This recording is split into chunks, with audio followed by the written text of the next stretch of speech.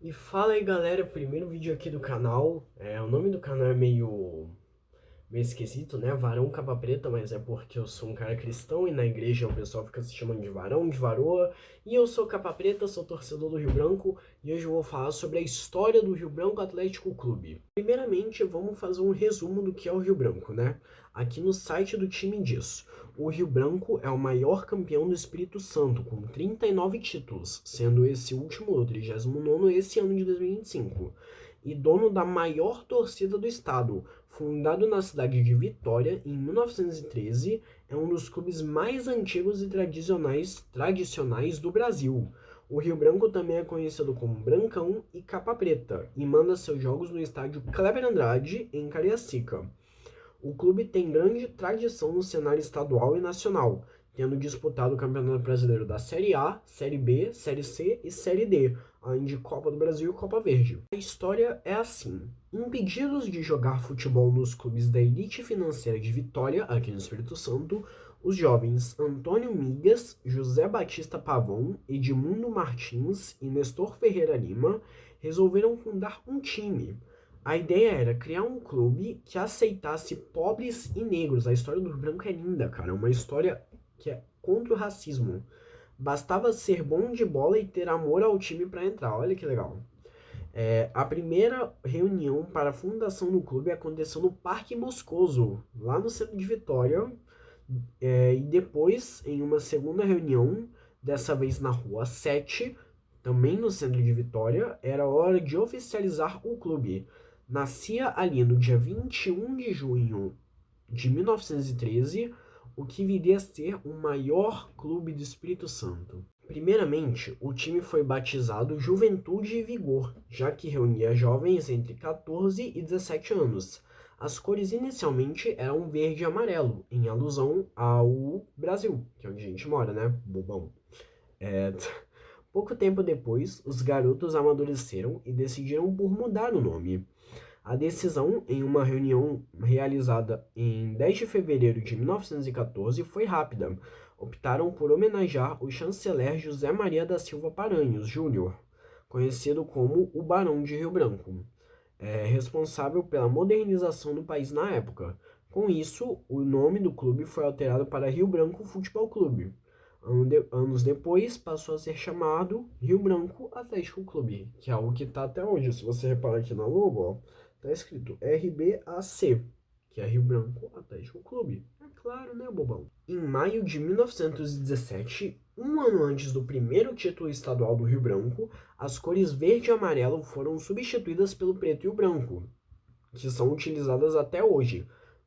Na época, o verde e o amarelo desbotavam muito no uniforme, o mesmo problema que era enfrentado em outros clubes de cores parecidas, como o Flamengo, que tinha as cores amarelo e azul. Por isso que, se eu não me engano, em 2010 o Flamengo lançou aquela camisa comemorativa, fé pra caramba, que é amarelo e azul. Não é por causa da Copa, eu acho. Na hora de escolherem a nova cor, o jogador Gilberto Paixão, que viria a ser ídolo do clube, fez a sugestão aos companheiros: vamos colocar o preto e o branco. Gilberto Paixão, que era admirado por todos, teve sua sugestão aclamada. Eram 3 inspirações para as cores escolhidas: o Sul América, clube extinto de alguns atletas do Rio Branco na época; o tradicional clube de regatas Álvares Cabral, que é aqui de Vitória, no Espírito Santo; e o Botafogo, que havia adotado as cores por inspiração do Juventus, lá da Itália. A partir de então, o Rio Branco conquistou o Espírito Santo e tornou-se o clube com maior torcida e mais vezes campeão. Após ser fundado no centro de Vitória, o clube criou raízes fortes com o bairro Jucutuquara, também na capital, onde construiu o estádio Governador Blay em 1934, que na época era o terceiro maior do país, apenas atrás do São Januário do Vasco e do Estádio das Laranjeiras do Fluminense. O Governador Blay foi palco de muitas conquistas da história do Rio Branco, como o Hexacampeonato Capixaba de 1934 até 1939, os 6 títulos na década de 40 e mais 4 na década de 50. Jogando no estádio, o Rio Branco fez uma boa campanha na Copa dos Campeões Estaduais de 1937, que é conhecido como o primeiro Brasileirão. A primeira competição nacional de futebol realizada no Brasil. o Rio Branco ficou em terceiro lugar em um torneio que teve o Atlético Mineiro como campeão. O time alvinegro também disputou diversos jogos contra outros times do país atuando no Blay, com vitórias sobre Flamengo e Fluminense entre elas. O estádio foi vendido e hoje abriga o Instituto Federal do Espírito Santo, o IFES, que ainda conserva o campo e as arquibancadas.